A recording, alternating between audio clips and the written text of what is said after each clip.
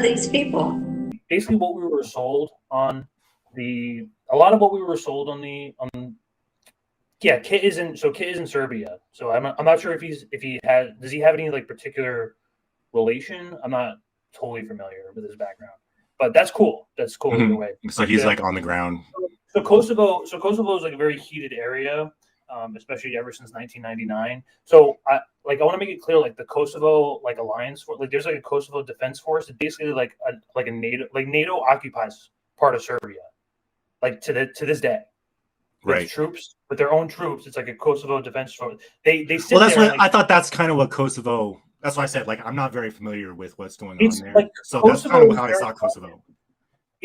So like the relationship is similar to the Taiwan and China situation, where like there's a lot of background to Kosovo being in Serbia and like for thousands of years, and they do they've been holding on to that land for like a while now, and to just declare it as like just have some other organization come in and declare it as independent, that's not technically like their business. Like, you know what I mean? Like 100%.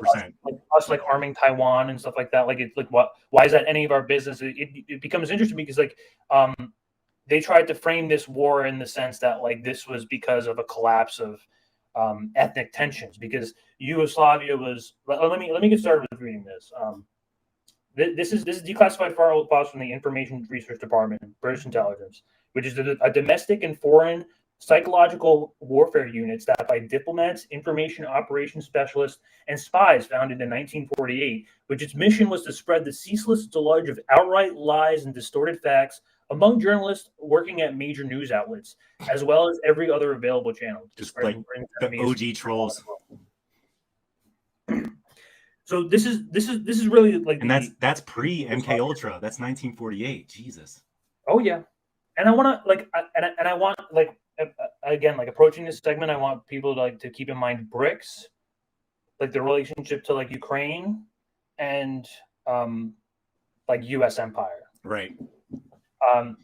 Like have like a Marxian dialectic to this, like imperialist, like so analysis. So Cold War era Yugoslavia was not a country of global capitalism, typically continents not aligned, formally a communist confederation comprised of multiple regions and ethnicities.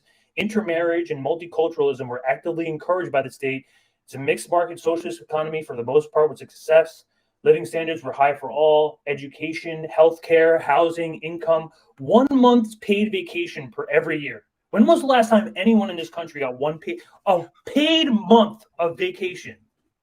Fuck it, I'd give up I'll give up my Twitter account right now for a 1 month paid vacation.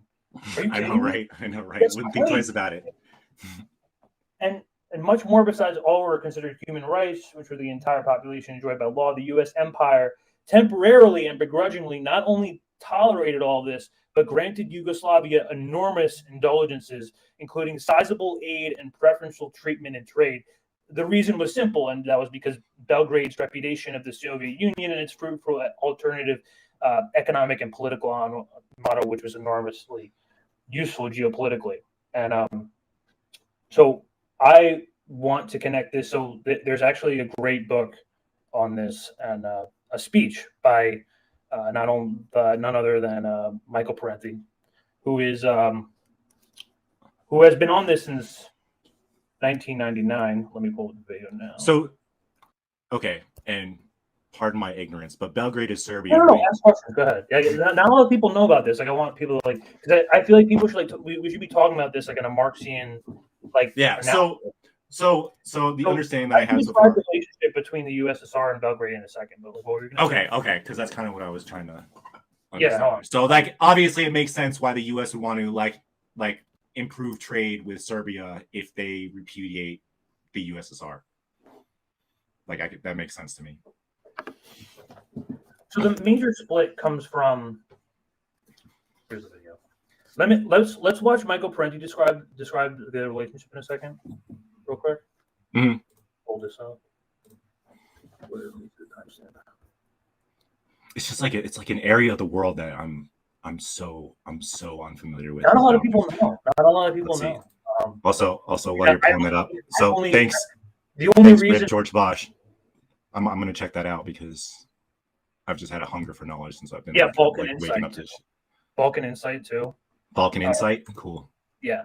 So this is so check this out. This is Micheal Parenti in 1999. This is like right after the bombings, right? Jesus. So like they're all around, ready to pound. Stabilization, sabotage, propaganda, terror, drug trafficking, torture, and death squads in Latin America, Asia, Africa, and Europe. Why is it now suddenly so impelled by humanitarian concerns for the Albanians in Kosovo? Is that why we're in Yugoslavia? Is it humanitarian compassion that compels U.S. forces to have bombed 4 countries in the last 6 months? Mm-hmm. Is it humanitarian concern that the U.S. is involved in proxy wars in Angola, Colombia, and various other countries? If it's oppressed minorities U.S. leaders are worried about, why doesn't Clinton bomb the Turkish people for what their leaders have been doing to the Kurds? Why doesn't he? I mean, it would be... Here Parenti's going to describe the relationship of like basically it's between imperialists, like the people who prop up the subjugation of lower classes like landlords and like big pharma, the MIC, and then there's the diplomats like CIA, like the president, whatever, who actively like push this to operate on that. Right. So I wanted to play this because Parenti says something really funny. Crazy and irrational to bomb people in Turkey, to bomb the ordinary people because of what they're doing. But that's what we're doing. That's what is going to happen in Yugoslavia. Why we bomb the Indonesians for killing over 200, because their generals killed over 200,000 East Timorese? What about bombing Israel for what it's done to the Palestinians? Yep. What about bombing the Czech Republic for the way it has mistreated the Romani, or called gypsies here in our country? What about bombing the Guatemalan people? Let's go bomb Guatemala City for the systematic slaughter of tens of thousands of Mayan villages all over Guatemala. In fact, the U.S. wouldn't ever think of bombing them. The U.S., in most of those cases, Turkey, Indonesia, Guatemala, gave them aid, gave them guns, gave them training, is totally complicit with those horrible atrocities. Why doesn't he bomb Great Britain for oppressing the Catholic minority in Northern Ireland?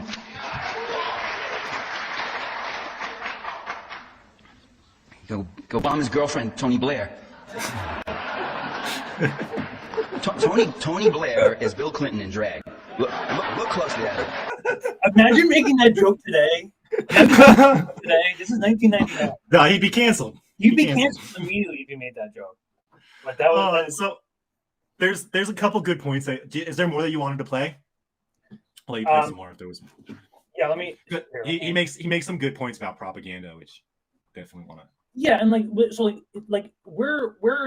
we operate in governments all around the world, and it doesn't even necessarily matter whether like it's like a revolutionary like Marxist government or like is super like right wing like Islamic government like Saddam Hussein, like that's our guy, our boy, the CIA, and he as soon as as soon as we turned on him, that's like when he was giving out free healthcare. He was trying to get a better deal on the oil, on the big 7 oil companies. Like it's like you have to start to question like what's the relationship between like regular people and capital, and why can't the U.S. tolerate any sort of like economic independence? Like why can't this happen? And this is why I want you to keep BRICS in mind. Why Yugoslavia is a failed Marxist experiment. Right. And I think just really quick, he brought up some good points about, because like Bush years later, right after 9/11, I think we even have like a clip in the Truther stream where Bush is saying like, oh, we got to help the Afghan women and children. And the Afghan Women and Children Act was our declaration of war in Iraq or Afghanistan. So, and then of course, I know Parenti wrote, what was the book that he wrote on propaganda? I forget what it was called, but Chomsky wrote Manufacturing Consent, and he brings up the point about kind of the worthy and unworthy victims. Yeah, that's where he's talking about like, oh, well, you bomb all these countries, why not bomb these ones too? And he's just showing the kind of hypocrisy and kind of like this nihilism that exists in our kind of like political system, I guess. He actually calls out Chomsky in the speech. He says like, yeah, no, Chomsky called he called him the monstrous Milosevic or something like that. There was a big like push on the demonize these Serbians, and like like my parents are Croatian. Like I can tell you there was atrocities on all sides. Like my grandparents had to see Bosnians getting buried in fucking fields of It's rough. It's fucking war is ugly, and I'm sorry, but like show me a war that doesn't have atrocities. Show me a war that doesn't have like a rape or something like that. These things like happen in pockets. That doesn't make it like necessarily like the policy of these countries. There's no reason to like distinguish them into We got to look at the bigger picture. Yeah. Let's have Parenti explain the concept of Yugoslavia here. Yugoslavia, ladies and gentlemen, brothers and sisters, was built on an idea. As Ramsey Clark said, very few countries are actually built on an idea. The idea was that the southern Slavs would not remain weak, divided people falling out among themselves or falling prey to some imperialist outsider. That they would join together and they would have a territory that was large enough and strong enough to become a viable nation with its own development.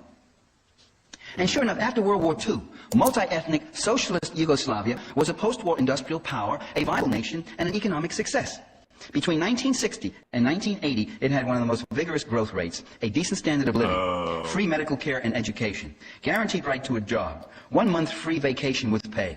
Oh, when was the last time I had a month vacation? Oh, I can't remember. Affordable public transportation, housing and utilities. Literacy rate over 90%. Life expectancy was 72 years.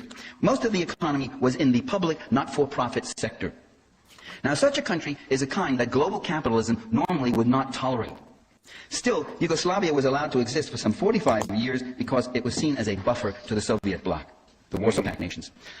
At the same time, efforts were made to undermine the socialistic features of Yugoslavia's economy. There you go. Okay. So like I want to point out where the split comes from here, and like the reason why. So like the reason why Yugoslavia exists, actually the big Marxist like critic of Yugoslavia is all the IMF loans and all the borrowing from the West. So like basically what Tito did was he played the Cold War like a fiddle. He borrowed money from both the USSR, racked up a ton of debt, and then told him to kiss his ass. Well, like when your country is ravaged, like I mean, Castro did the same thing, didn't he? Yeah, no, exactly. Like so, like this is like the big criticism, but like actually the big split between Tito and Stalin is over like leftist collectivism. So basically, Stalin did the USSR did some review or something. They put out some review of Yugoslavia's communism. They said it was poor because of the way that Tito was operating the agricultural farms.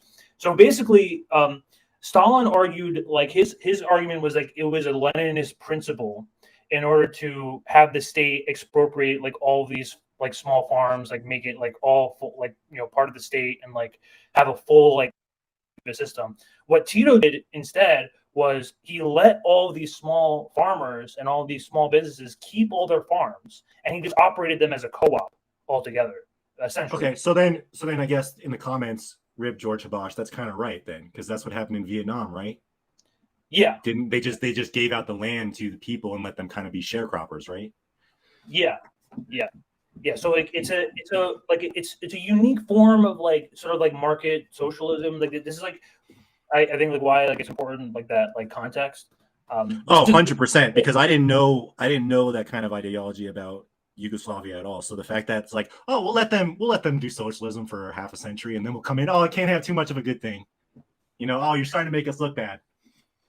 Yeah, I mean, so that's why Tito here he was able to get big money from not only from the United States but also from Russia, and that's how they built the industrial base for the most part. But it as both Kit and Parenti just described, it was a thriving economy. They both listed the same exact things: free healthcare. I can tell you for sure that my ancestors, my great grandparents, they couldn't fucking imagine healthcare. Are you serious? They were dirt poor. These people were broke. Right. These are third world countries we're talking about. And then suddenly, now communism doesn't look so bad anymore because these people had a right to live, and they were able to live together. Notice how when things are going good, when people are actually thriving, they live a decent environment, they are able to live together or not. There's like a relationship between like there's an Less interesting conflict. like race and class here. Yeah, I know, but like can you imagine like if people in the United States, do you think there would be more or less racism in the United States if people were well off, if they had health care, if they had a right to a job, if they had, a child like time off? Well, it's like the thing. It's what is that? What is that quote? Or I don't know if it's a quote, more of like a truism, but it's basically like your material conditions determine like your actions, and so as your material conditions improve, you're less likely to do these kind of like violent things, less likely to do these kind of like unstable things, less likely to be depressed. There's just like millions of things. Like you take care of people and they don't have to worry about like where they're sleeping, they don't have to worry about what they're eating, they don't have to worry about like what's happening next week. Like they're able to actually like focus on their own lives. Yeah, like when that improves, they're less likely to lash out and try and focus their frustrations on a race or a class or whatever. Yeah. So that makes sense to me. Listen, this is a little bit of and Stalin didn't like each other very much. This led to very tense relations between Yugoslavia and the USSR, and Stalin had an idea on how to fix this problem. In fact, he sent several assassins to get rid of Tito, but the Yugoslavs caught them all, and Tito sent a dear message to Stalin. Quote, "Stop sending people kill me. If you don't stop, I will send one to Moscow, and they won't have to send another." End of quote. But Stalin knew, and he even had a plan to inject Tito with the bubonic plague. However, Stalin died. Tito and Stalin didn't like each other very much. This led to very tense relations between Yugoslavia.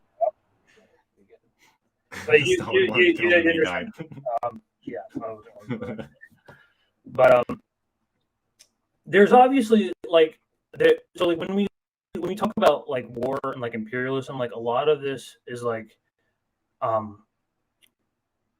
a lot of this is about a lot of these wars that occur at the same time, like Ukraine, for instance.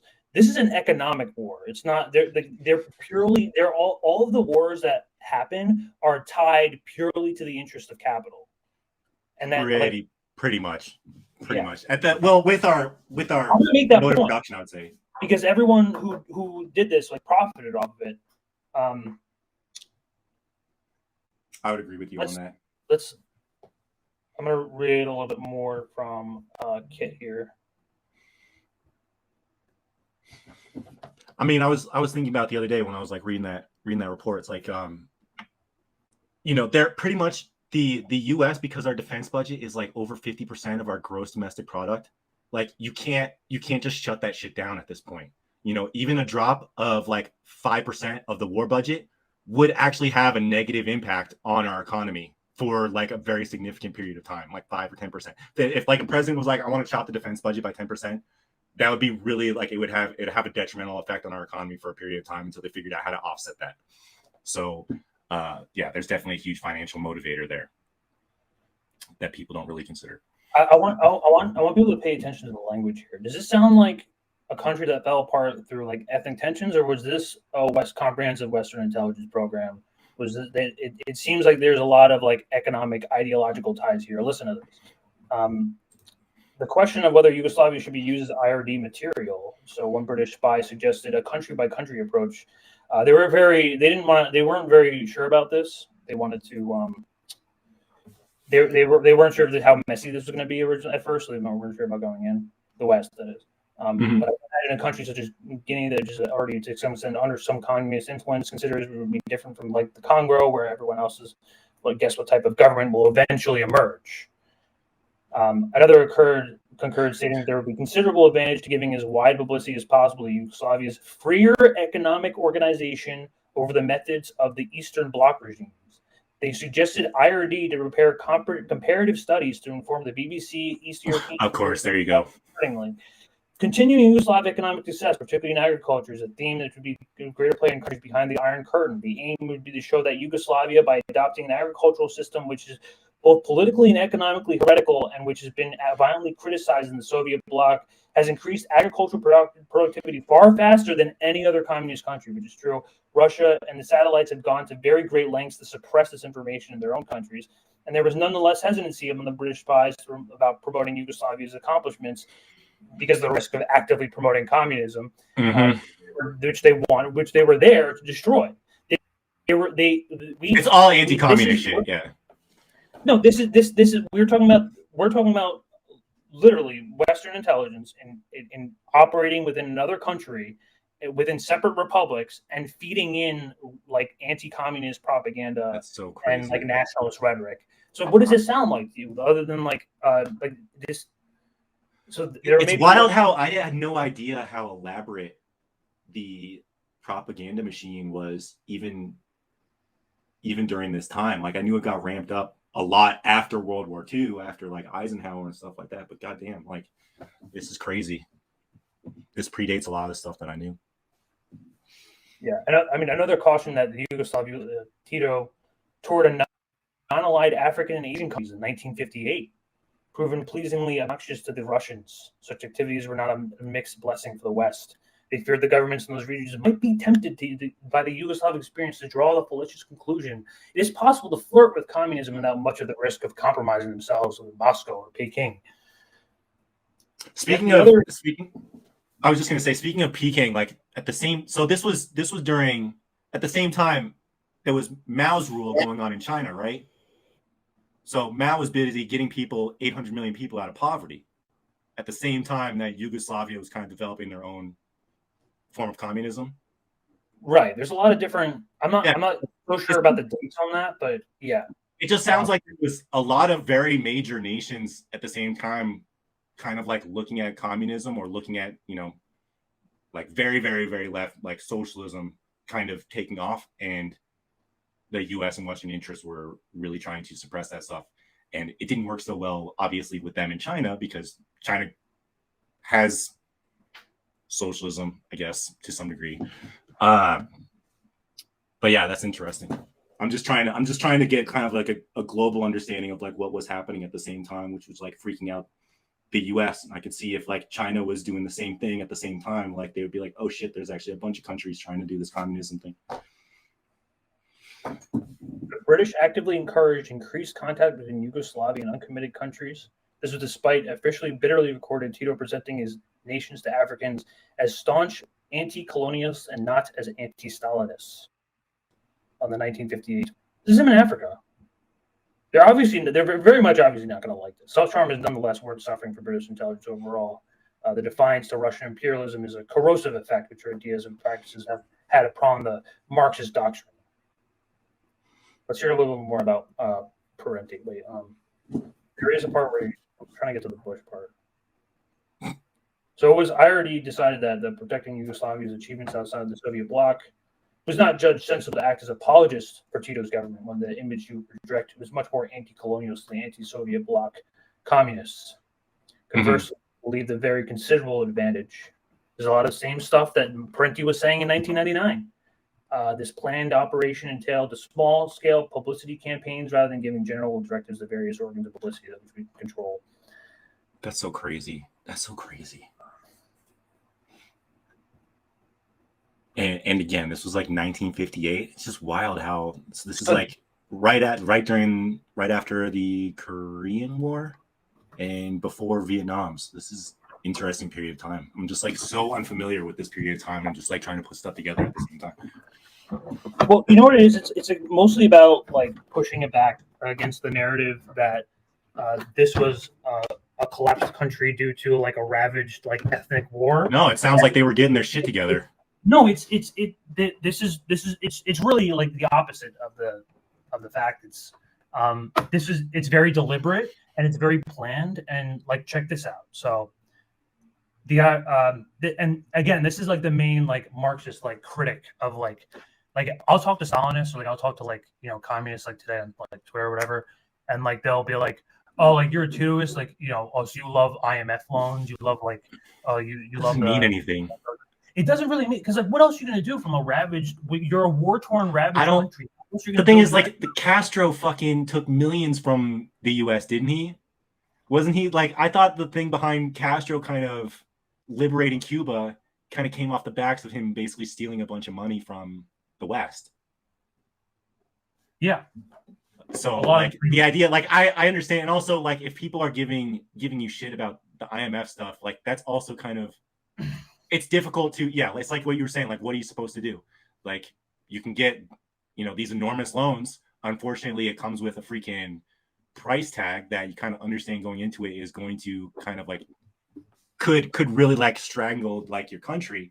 But I see where Tito was coming from. Like it sounds like from the beginning he was like, I'm just gonna do what I can with the IMF and kind of fuck them at the end. Like this is what it is. It is like on the imperialist stage, you're not allowed to have your own independent Exactly economy anymore. You're tied to either like some other great power. So namely by extolling the virtues of Belgrade's alternative economic system, framing it as wholly autonomous from both Washington and Moscow, governments adopting the same approach would not be cognizant that at any point in the future, the U.S. empire could choose to pull the rug out from under them in a spectacular fashion, and which happened precisely in the 60s and 70s. Belgrade borrowed heavily from Western countries. 1980, those creditors, including the IMF and World Bank, demanded this be promptly repaid, which imposed crippling and ever-escalating interest on the sum owed, which they're unable to keep up with. Belgrade agrees to restructuring of its own ballooning debt, but under its terms, the IMF and the World Bank imposed this brutal neoliberal austerity program where wages were frozen, state subsidy of essential goods abolished, social spending savagely cut, dozens of worker-owned enterprises bankrupted, hundreds and thousands of worker-owned enterprises employees laid off, and tens of thousands of forced become guest workers in Europe, all to the service of an enormous debt interest. Wow. So while they're racking up this interest, they're trying to like basically destroy the fabric of their society at the same time. Yeah, and then watch, and then so you ask yourself like why does the United States care whether or not another country's working class is like living well or not? You have to ask yourself that question. This is the really like deliberate part here. This culminated November 1990, which under direct pressure from Bush, the U.S. Congress passed the 1991 Foreign Appropriations Act, which they were cut off from all U.S. aid and credit and trade credits in the global financial system. The constituent republics ability to declare independence and hold elections under State Department observation. Oh my God! Within 6 months, so like they went to each individual republic, like Macedonia, Bosnia, basically kind of doing like Croatia, kind of a soft coup here. Yeah, I mean they're all like, so they put in their own people. They take care of all the elections and they take care of all the results. That's rigging. That's rigging. And there were right-wing neoliberal factions that were supported by Washington with the Western support resumed to those individual republics. So like imagine like, you're getting cut off from everything, and the only way you can go back is if you like kiss up to Daddy United States back, and we're gonna hold your elections, we're gonna like just president. This is blackmail. This is like financial blackmail. This is basically they let them rack up debt for a while, for decades, and then they're like, okay, we're just going to freaking strangle your country now. The U.S., Britain, and West Germany had openly and secretly throughout the 1980s sponsored and promoted nationalist separatist elements within Yugoslavia into the service of the country's breakup, compliance which is largely assured across the Federation. The sole exception was Serbia, which consistently rejected the IMF and World Bank austerity measures, despite destructive sanctions and the measures that one could point to producing hyperinflation in the quintillions. Belgrade still refused to capitulate to the global capital's demands. This is... Again, Parenti, in 1999, corroborating the same exact thing, 25 years ago. Yugoslavia opened this up to Western capital penetration as early as the late 60s, early 70s, I think it was. I think they made the same mistake that the Polish Communist Party leaders made. They said, well, what we're going to do is continual basic industry, building up the industrial base, heavy industry, and we're also going to increase and improve consumer production. Now, how are we ever going to be able to do both of those things, you see? Very simply, we got the answer. We'll borrow from the West. Well, once they started borrowing, with borrowing from the West came IMF penetration and an enormous debt. With debt came IMF demands for restructuring. Restructuring is a euphemism for a harsh austerity program. You cut back in public sector spending. You cut wages. You cut employment. You abolish work management enterprises. In other words, you force people to work harder for less, producing more, consuming less, and with that difference, you pay off your debt schedule, or at least the interest that's accumulating on this wealth. Still, much of the economy was public sector and not for profit, including the very rich reserves of minerals and other natural resources in the province of Kosovo and elsewhere. Then came another blow. What I'm saying to you is that there was a conscious and deliberate plan to fragment and break up Yugoslavia. 1999. The other blow was in November 1990, when President George Bush went to the U.S. Congress and pressured them to pass the foreign appropriations law that called for the cutting off of all aid and credits to Yugoslavia. Trading without credits can be a disaster, especially for a country that doesn't have a hard currency, and this had a devastating effect on the country. Can someone, so if anyone can explain that concept to me, you know what trade credits are, by any chance? I'm not terribly familiar with it, but I do have. You can see me kind of taking some notes here. I have some stuff to say on what he's saying. But this is when he describes, when he says the word hard currency. That's the big downfall. That's why you see BRICS coinciding and all these African countries coalescing together and creating their own hard currency, because that's how you defeat them. Well, it's like what happened last time an African country wanted to create its own currency. What happened there? Libya got freaking bombed to fucking the Stone Age. Nigeria right now. Apparently France is France left, but yeah, right now. Totally separate subject. Totally different rabbit hole to get into. The law also demanded that if any republic in Yugoslavia wanted further U.S. aid, it would have to break away from Yugoslavia and declare its independence. Okay? It's not a conspiracy theory. It's not my speculation. It's not my analysis. It's a public law. It's a public law. November 1990, the 1991 Foreign Appropriations Act. It's written right there. Go look at it. It required the U.S. State Department approval of election procedures and results in every one of the republics. It required that the republics do not hold national elections, but hold elections only in their own republics, and that the aid would go individually to those republics. And when the aid did go, it went to those groups which the U.S. defined as democratic groups, which meant small right-wing ultra-nationalist and even fascistic parties. The ultimate goal was to break up Yugoslavia into a weak and cluster of right-wing banana republics, privatized, deindustrialized. The U.S. decided to destroy, with the other Western powers decided to destroy Yugoslavia in 1989, when it became evident that it was the one country in Eastern Europe that would not voluntarily overthrow what remained of its socialist system. It was the one country that was still trying for some kind of economic independence outside of the world global free market third worldization process. They wanted a Yugoslavia whose rich natural resources would be at the disposal of multinational corporations, whose populations would work at subsistence wages, whose economy offered no competition with existing capitalist producers, only new investment opportunities. They wanted a Yugoslavia whose petroleum, engineering, mining, and automotive industries would be undone and deindustrialized. And they wanted to abolish Yugoslavia's public sector services and social programs. Now, why would U.S. policymakers, you really think U.S. policymakers are motivated by some need to abolish the social programs, the public sector services, and Yugoslavia? Why would they want to do that? Do you think they are such nefarious, evil-intended individuals they would want to abolish their social programs? Come on, Parenti. Are you being paranoid? Well, why would they want to abolish our social programs? Exactly. Exactly. It's an economic war. It's ideological, and it's for the most part, there's a relationship here between BRICS and Ukraine and Russia, because this is the goal with Russia. The goal, right. What they did to Yugoslavia, what NATO did to Yugoslavia, is what they plan. What the wet dream of NATO is to do exactly the same thing in Russia. Go to Belarus. Go to all these different republics in Russia, fund all their different and just fragment the shit out of it, so it can't fragment the shit out of it, become different small states, little so neoliberal shitholes. So Washington can control them with money. Let me go to 37 here. This is Parenti. Parenti describes a little bit how the media framed this war. Or at least the bombings in 1999. And this is why I have so much respect for Parenti. This is right after the bombings. He's there. He's 100% right. Here we have Kit Clarenberg pretty much saying the same exact thing 25 years later and corroborating all of this information.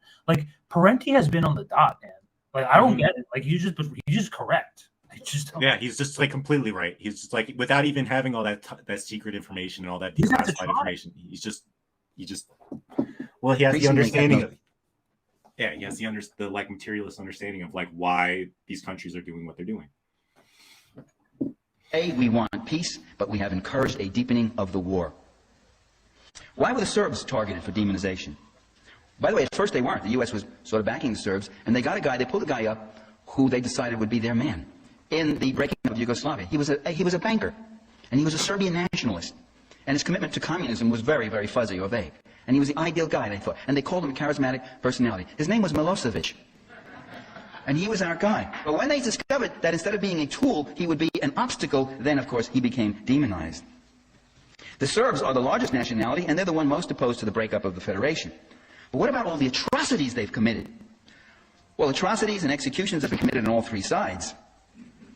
You know, it really was fascinating. Someone got to do a media analysis of this. In 95... I really want to. But listen to this. This is great. When Clinton was thinking of going in to Bosnia, the atrocity stories about the Serbs started piping up. I'll talk about some of them right in a minute. When he decided, as the 96 election started getting closer, when he decided it might be too messy, and we shouldn't go in, the atrocity stories slowed down, and then the media started. There was a frame of maybe about a month, a couple of months there, a frame where they started saying, the Serbs are the only ones committing atrocities, and they started quoting Croatian and Muslim atrocities and that sort of thing. It was amazing. Then when he decided after 96 that he was going to go in again, then the Serb atrocity stories came up again. It's sort of like the gas flame on your stove, the way the media will follow policy. And there's no hidden mystery about it, there's no conspiracy about it. They wait till what's fed out to them. If the Pentagon or the U.S. or the White House says, this is terrible, we've got to go do this, they've got to go do this. U.S. are concerned, we've got to go do that. They are the stenographers of power, you see. I mean, he's right, and I actually have a video on my segment later that goes along with this as well, that the media follows our politics. You know, now maybe that's not true for every country, but that's certainly true in our country. Yeah, that's why I wanted to get this out of the way first, because I feel like this is like kind of like the dialectic behind all of this, behind like what we're like the show today, basically. Coming against like the pesticide stuff is really scary. What you're going to talk about is really scary, but you know, we also went over the Nazis in Canada. Look, this is Balkan Insight. Balkan Insight is a great website if you want to know a lot of the truth. Serb intelligence, the Milosevic Serb Literally intelligence, CIA. literally CIA. You can't make this stuff up. Again, it's not a conspiracy. That's a coup. That's a coup. It's straight up a coup. It's a coup. That's crazy. Let me get to. That's wild.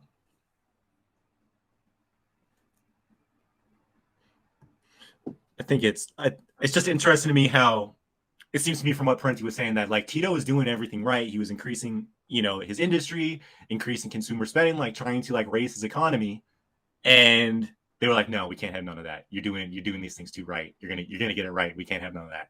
Yeah, exactly. Because there was already like an impression on like the Stalinist regime was like too oppressive, and they wrote, it had like aspects of it that were like particularly like anti-communist or like, you know, sort of like over the line. And, you know, I mean, Tito, like he straight up, like Tito spent 9 years in a Moscow prison because he got stabbed with a Chevalier, like, you know, like how they ride in World War I, you know how they rode on the horses with the big sharp sword. He got stabbed in the chest. He got taken to Moscow, and he stopped. He sat in a Moscow prison with like literally like a stab wound, reading Marxism and like learning about communism. And then that's crazy. And he went to the University of Lenin. Yeah, no, it's crazy. And then like the Nazis take over in World War II. Literally Croatia, like we had in this, like during World War II, like we didn't have like a president. We had like literally like one of Hitler's like diplomats was like part of like Croatia. Look up the Ustashi. Like that's like the Nazi like Croatian party. And there were like, again, there's all of these sides were all purely right wing, pure nationalist, and a lot of this ideology, it didn't spring out of nowhere because, like Parenti said, and how described, people were fine when they were living under like a normal, like, and when they were taken care of, people had intermarriage. So Serbians and Croatians intermarried, the Muslims and the Catholics intermarried. They had children. They lived with each other. There was tons of Serbs in Croatia. There's to this day there's Serbs in Croatia and there's Croatians in Serbia.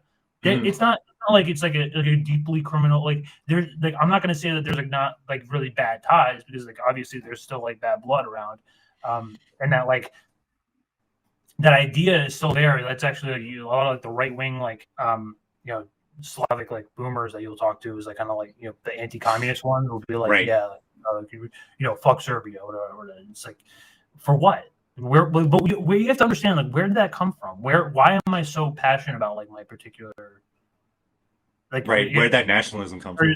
Or fed to you or not? And this is the relationship between like the Nazis in Ukraine, the Slavic regions, what they're doing to Russia, and ultimately how NATO operates, because we are the Nazis. We literally implant the Nazis and like we empower them. In World War II, Ford, you can look this up. Ford sued the United States because the Allies I remember that. bombed their Nazi factories in Germany, and they won. And they won. Amazing. Incredible. We are the Nazis, guys. Listen to this. Extract people block by block. They were so intermingled. When things are going okay, when things start going, when you've got sanctions, when you've got the loss of trade credits, when you've got 70% unemployment, when things are beginning to unravel and get desperate, that's when people begin to want to jump ship. And when you've got a U.S. national security state backing the most divisive, militant, fascistic national elements, with fascist organizations arising in Yugoslavia that hadn't been seen in 45 years, armed with guns and money and organization and hired thugs, and operating with the blatant assurance that they had the whole might of the U.S. to their backs. That's when the divisions come, and you got a U.S. government that is actually pushing for civil war. And that economic decline, all that activated it. And what was the outcome? The outcome is that in Croatia, you now have the Republic of Croatia with President Tudjman, a Nazi sympathizer. People love this guy. There's Croatians I'll argue with on Twitter, like they love Tudjman because like, oh, he freed us from Yugoslavia. He freed us from communism. Just the anti-communist great guy. Tudjman's a literal Nazi. He's a literal fucking Nazi. Who wrote a book saying the Holocaust wasn't all that bad and most of it never really happened. Tudjman, whose flag is the checkered Ustasi flag, which was the Nazi collaborators in World War II, whose army salutes with a straight-arm Nazi salute. Today, Tudjman, who suppressed the more liberal Croatian groups that wanted conciliatory policies with the Serbs. Tudjman. That's true. The Croatian flag is literally a Nazi collaborator flag. No, the Croatian flag as it is today, like the original Croatian flag, like this Croatian flag as it is today, is based off of a Nazi symbol. They had to change the colors because it was so controversial. I was serious. God. After the Nazis, after it was like kind of like not seen as good. I think at some point they changed the colors in order to like stop the association. But like it is literally based off of a Nazi symbol. But it's not just Croatia. It was Serbia. It was Bosnia. Listen, who presided over the forced evacuation of 600,000 Serbs from Croatia between 91 and 95. Yeah, that's our that's like instead of like killing them, just like completely displaced all of them. I don't see the media or the White House giving much indignant play to that one. Tudjman, who lives in obscene wealth along with his cronies, while the people of Croatia now wallow in economic misery. In Croatia, it's... Why do you think I'm here in the fucking United States? Because Croatia is a fucking second world country right now. If this country that I'm in right now didn't fucking come in here, I'd be sitting with free healthcare right now. A fucking U.S. Imagine if the U.S. for one time just didn't meddle in other countries and just tried to have any sort of like economic independence, just thrive. This is why you can't have communism. Well, but I mean, right. That's like what you're saying. That's why countries can't have communism, because like the only way for the U.S. system to really function is through freaking violence and subjugation of opposing nations that don't ally with their freaking neoliberal kind of policy. And like we just got off the segment with the Canadian Nazis. Like we don't even have to go into like Operation Paperclip. Yes, Heidi, I am Croatian. So you don't have to go into Operation Paperclip to know all this stuff. We literally, like, even Canada took on a lot of the Nazi collaborators. Nuremberg trials. You think every single war criminal got tried? A lot of them were saved, and a lot of them were propped up by us. I saw a thing yesterday. I don't know the veracity of this, but it was basically saying like after World War II, if you had like some sort of like Nazi tattoo, whether it be like SS or whatever, and you showed it at the border of Canada, they would give you citizenship. That was like a fast track. So because they knew you were anti-communist. We are the Nazis. That's what I'm trying to say. We are the Nazis. We prop up the Nazis, and fascism is coming to the United States. You're seeing it normalized in Canada today. It's happening. This is the balkanization. It's the third worldization of the entire world. 5 years in prison if you criticize the president, but I don't hear Clinton talking about the need. That's not true anymore, but that was true. Yes. Mm-hmm. And then people say like, oh, in communism, you can't criticize the president. It's the same thing in capitalism too. To bomb Croatia back into democracy. Then there's Bosnia, where the U.S. has supported the Muslim fundamentalist Izetbegovic. Izetbegovic, who was with the Waffen SA when he was younger. in World War II. A Nazi, not a collaborator, not a sympathizer, but an active Nazi, and who today now is the president of Bosnia, and hailed as a democratic leader, who wants to establish a religious Islamic republic in Bosnia. Does that sound similar to Canada? Is that similar to what's happening in Canada? Like I want to like emphasize the media, like the framing of how we normalize and how we prop up like, you know, heroes and villains. How like Putin's like a really bad guy, but this Nazi, like he's like a really he's good. He fought, you know, he fought for Hitler. Yeah, they weren't all bad. That's just like crazy, just crazy. Who suppressed more liberal Muslim leaders. Bosnia is now under IMF and NATO regency. It's not permitted to mobilize and develop its own internal resources. It's not allowed to extend credit or self-finance through an independent monetary system. Its state-owned assets, including energy, water, telecommunications, media, and transportation, are all being sold off to private corporate investors at garage sale prices. And the Serbian part of Bosnia, which just last year democratically elected a president who was against the free market reforms, was removed forcibly by NATO troops because he was thought to be a hardliner. That's a code word used there. NATO is in violation of its own charter, which says that it can take military action only against aggression that's been committed against one of its members. Yugoslavia has attacked no NATO member. What gives the rules-based order right there? That's what it is. That's what it is. Rules don't apply anymore, or there aren't really any rules to begin with. It's just whatever the U.S. wants to do. Yeah, no, NATO took direct orders from major U.S. corporations. They got that 78-day long bombing campaign. So here's an interesting story.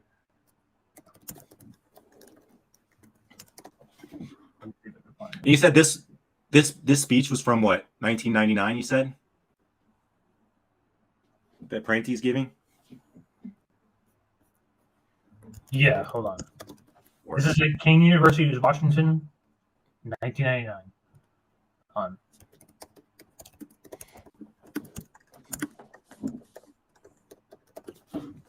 So in one of the this is the Philadelphia train bombing.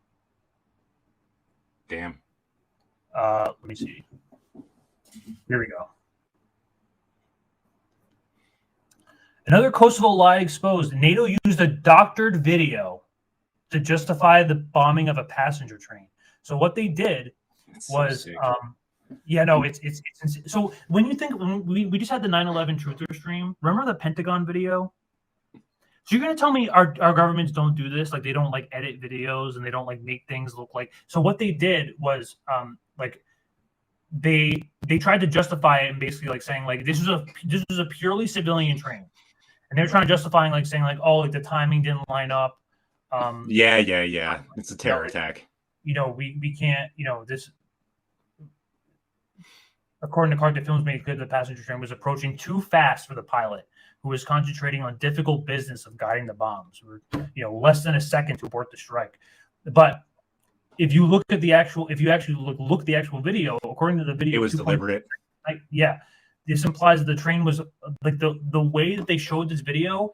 That would imply that the train was going at 300 kilometers per hour. They had like a assessment of it. Just like a impossibility. They sped up the video. No, they literally sped up the video 3 times in order to make it look like the train was going. They fucked up. Yeah. This is our government. This is how they. And what year was this? 1999. Okay, so like, it's like I wonder what. It's crazy to think like 1999. What kind of software was available? I guess it's like still before 2001. Like it's like relatively rudimentary forms of like doctoring videos in that time. Obviously, us in 2023 kind of looking at it, but it's crazy they were still able to get away with it at the time. Yeah, and all the victims, all the perpetrators, they all personally profited. A little help from old friends. Efforts to sell 75% of Kosovo's telecom shares are coming to an end. Old American friends are favorites for the country's privatization. Madeleine Albright Capital Management Inc. has been shortlisted for the privatization of PTK, Kosovo's state-owned postal and telecom company, which lists the M1 British Virgin Islands. The group of companies Reaching this stage process of mixed reactions. The authority behind the process praised quality of the companies interested in investing. So it's all about capital. They all knew they all knew this ahead of time. Years of mismanagement, the company's damaged. The fast-growing number of employees, the public company. Yeah, you get the point. Mm-hmm. I'll wrap it up with Parenti's last few words here. Who's the video now? It's crazy. Even at that time, he was just able to like nail it so well. Yeah, I love Parenti.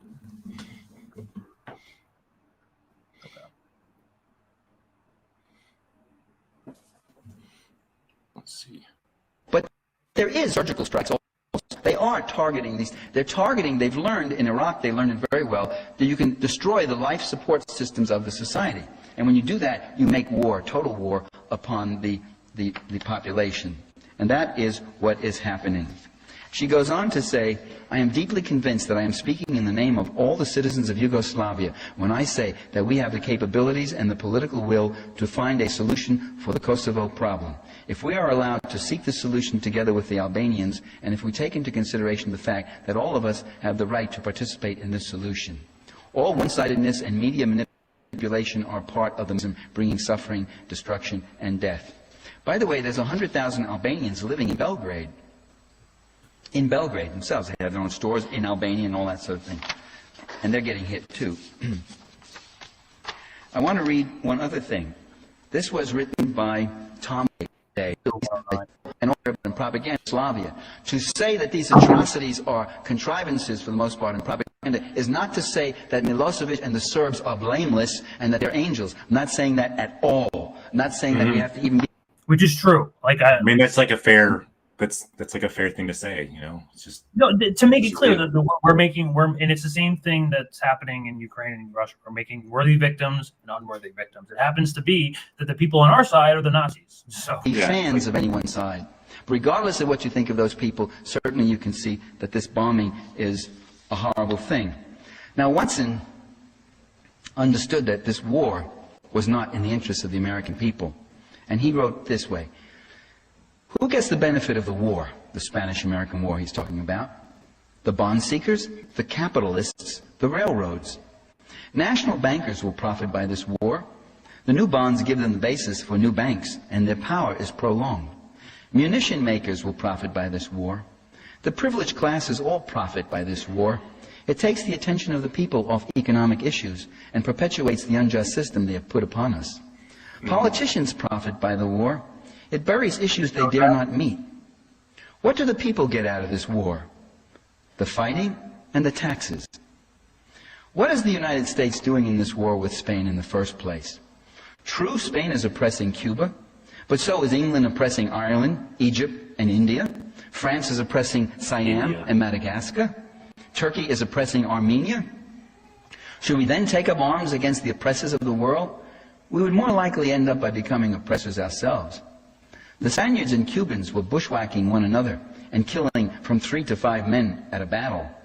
We have gone down there and killed more people in 3 months than they would have killed in 13 years. If they were starving before, who feeds them now? What are we going to get out of this war as a nation?